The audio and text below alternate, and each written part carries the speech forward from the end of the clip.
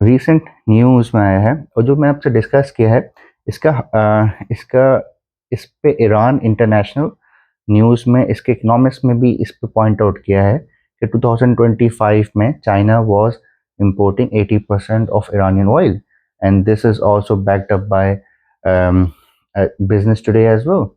So this is something that I'm not making it up, but this really exists. That China is a huge importer of Iranian oil.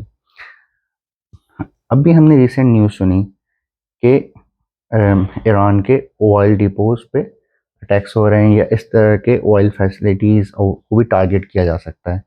तो सवाल ये उठता है कि why is Iranian allies not acting up, और इसके पीछे क्या कोई स्ट्रेटजी हो सकती है। तो इस पे भी काफ़ी चीज़ें हम एनालाइज कर सकते हैं अपने आने वाले व्लॉग में।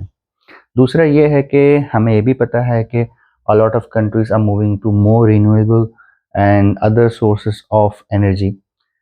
हमने रिसेंटली सुना है कि सिल्वर की प्राइसेस जो है मार्केट में बहुत राइज कर गई हैं। उसका एक रीज़न ये भी आता है कि China is storing a huge pile of silver for silver run batteries and other rare earth minerals as well. This China is also storing as well to have a very strong negotiation point with its trading partners. कि आपके पास अगर rare earth minerals होते हैं तो आप अच्छी negotiation कर सकते हैं अपने ग्लोबल ट्रेड पार्टनर्स जैसे यूएस के साथ और अपने और ट्रेड पार्टनर्स के साथ।